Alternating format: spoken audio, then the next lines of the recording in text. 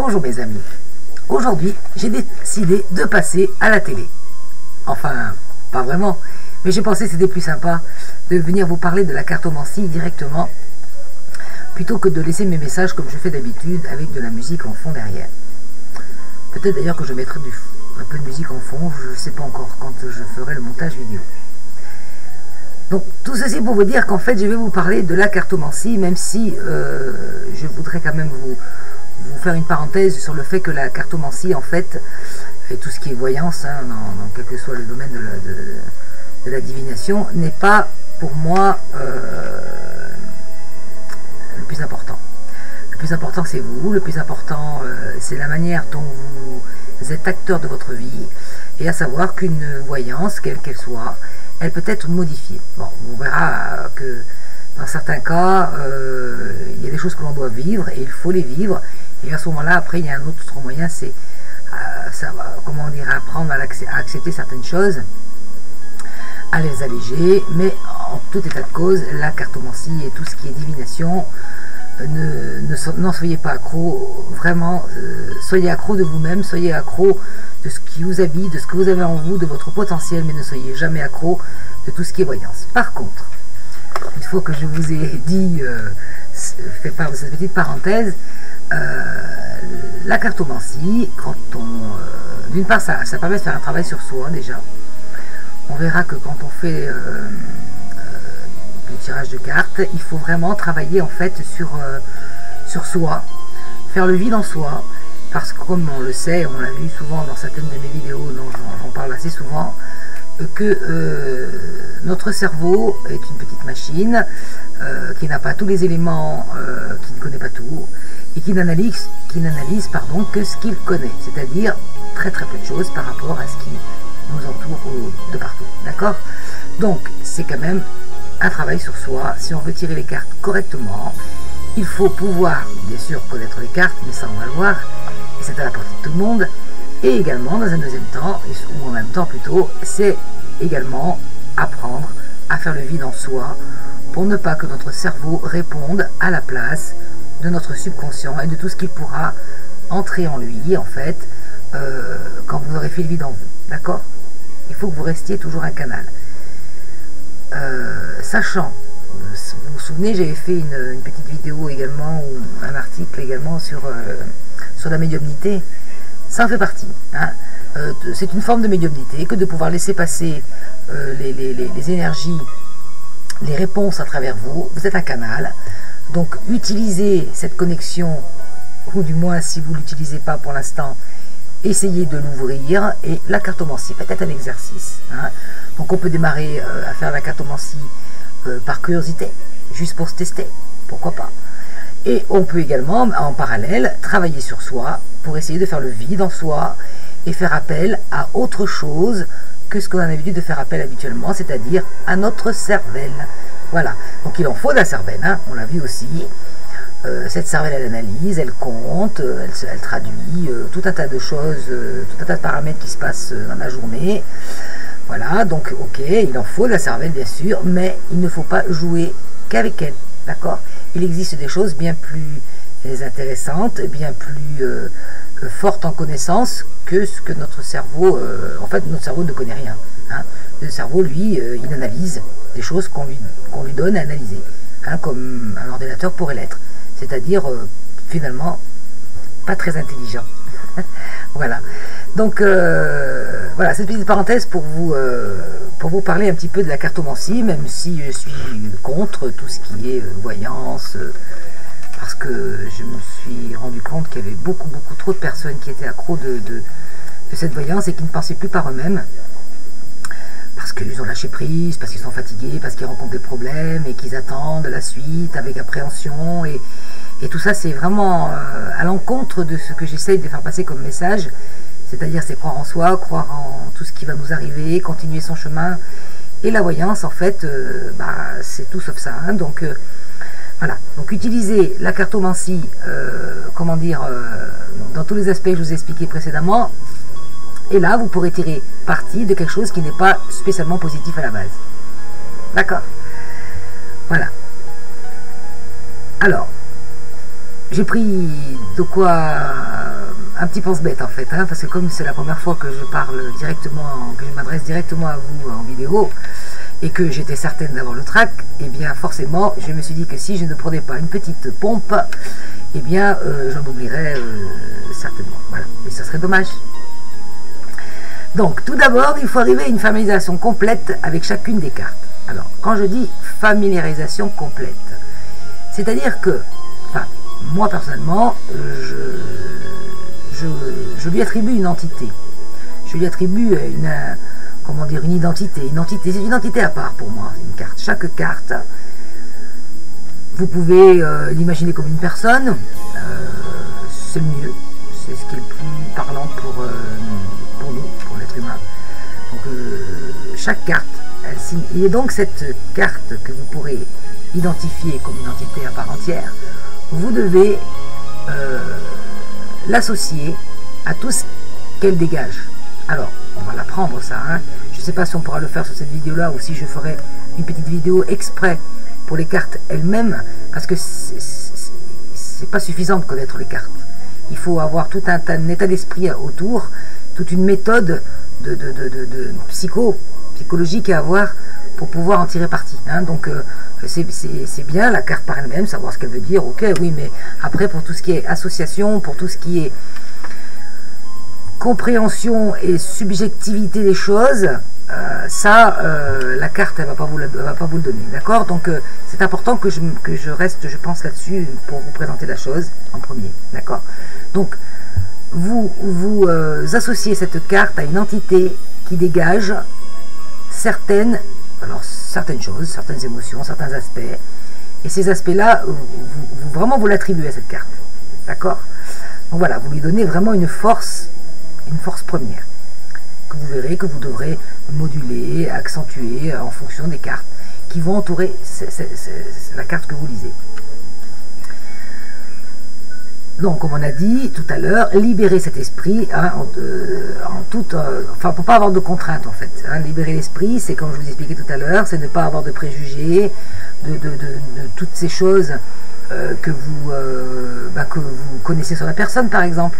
C'est pour ça que je préconise toujours au départ, quand on tire les cartes à quelqu'un, de démarrer sur des gens qu'on ne connaît pas. Qu'on ne connaît pas. Pourquoi?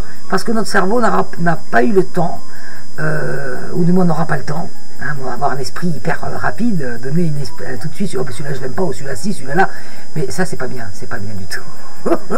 Donc voilà, donc prenez pour commencer, pour démarrer, prenez des gens que vous ne connaissez pas. Donc comme ça votre cerveau il est vierge de tout. Et déjà ça vous en aura beaucoup d'interférences sur la traduction de ce que vous allez lire, qui va s'entremêler entre ce que vous allez canaliser en faisant le vide en vous et ce que votre cerveau est en train de dire. Ben non, moi je verrai plus ça, plus ça, plus ça, plus ça. Lui il voit rien du tout, il n'y a rien à voir, le cerveau.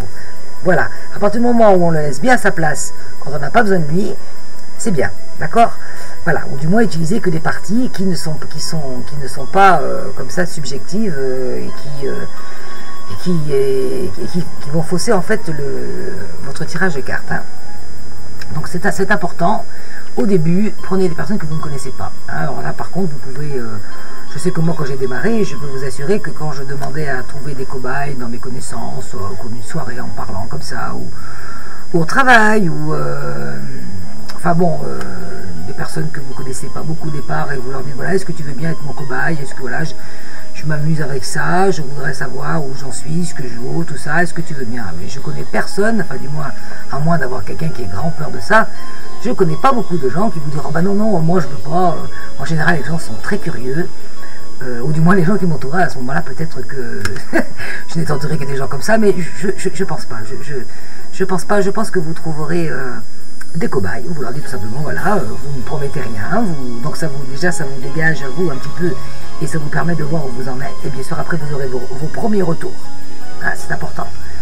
Donc c'est un travail, hein, c'est comme tout, hein, on apprend au fur et à mesure que l'on fait, on apprend, on voit ce qui ne va pas, on voit dans quel état d'esprit on était à un certain moment, pourquoi ça n'a pas fonctionné.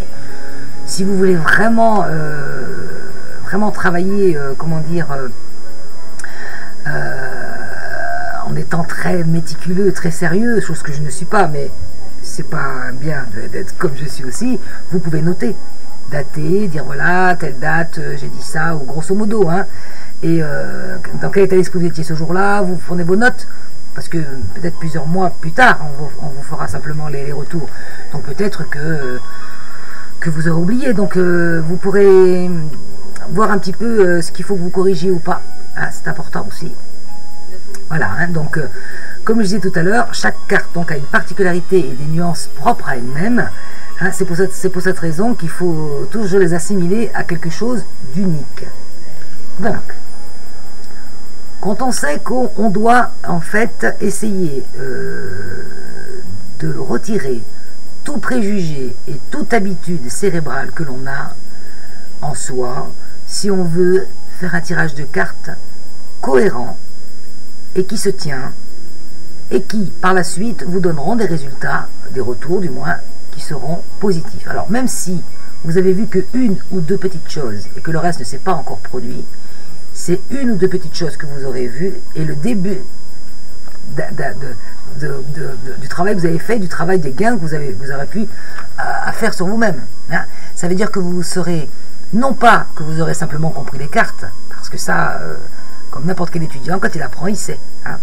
C'est pas simplement ça, c'est que ça, vous rendrez compte que vous avez créé une ouverture. Hein. Une ouverture qui après vous pourrez l'utiliser pour d'autres choses. On verra par la suite que plus on apprend, plus on s'ouvre et plus on a de connaissances et de choses qui vous traversent et qui vous habitent et qui vous animent et qui vous permettent d'agir sur la matière. Hein. Donc là vraiment prenez-le comme un travail d'ouverture. Quand vous en serez à l'interprétation des cartes, essayez de toujours garder à l'esprit qu'en fait, une chose, quand elle arrive, quelle qu'elle soit, elle n'est jamais vue de la même manière, en fait, pour vous que pour les autres. Chacun a une sensibilité différente, et du coup, ce que vous pourriez trouver banal, insignifiant, pourrait être très important pour quelqu'un, voire même terrible. D'accord? Donc, quand on donne un avis sur un tirage de cartes, toujours garder à l'esprit, en fait, l'autre. Essayez d'avoir une attitude déjà humble, ça, mais ça, je vous le dis, mais bon, je pense que vous le savez. Mais surtout, ne pas dramatiser quelque chose. Hein, jamais. Jamais, parce que comme on l'a vu tout à l'heure, quand je vous l'ai expliqué, je vous ai dit que on pouvait changer le futur parce que l'on est, parce qu'il nous habite et parce qu'on a changé. D'accord? Donc, tout est possible quand les gens sont avertis, quand les gens sont au courant de ce qui peut arriver à une situation du moment. Hein, aujourd'hui vous êtes comme ça, vous avez fait X ou Y chose et voilà, ça va conduire à ça. Mais vous pouvez, parce que vous avez été averti, d'accord, changer le cours des choses. L'alléger, si vous ne pouvez pas complètement, si c'est trop tard pour complètement l'enrayer, mais au moins alléger les choses, vous préparez, hein, on en avertit, on vous deux, on le sait. Donc voilà, donc mais surtout, prenez bien, relativisez bien tout ce qui est dit. Attention, il ne faut pas non plus annoncer un super truc parce que vous sentez dans le truc hyper jovial et tout. Alors que non, voilà, restez toujours simple. Dire voilà, il se peut que ça, il se peut que ça. Moi on me dit ça, les choses se passent comme ça, mais ne soyez pas trop dur ou trop enjolivé. Essayez de trouver une cohérence, quelque chose d'assez linéaire et qui soit accepté par quiconque en fait. Hein, il y a des gens qui sont plus sensibles que d'autres, des gens qui sont plus contrariés que d'autres et qui ont déjà eu un vécu différent de vous, et voilà, donc c'est également important. Quelque chose qu'il faut toujours avoir à l'esprit, également, c'est qu'un bon cartomancien ou cartomancienne doit savoir garder l'esprit ouvert, hein, pour laisser passer les énergies et des cartes à travers lui. Donc toujours rester ouvert, toujours,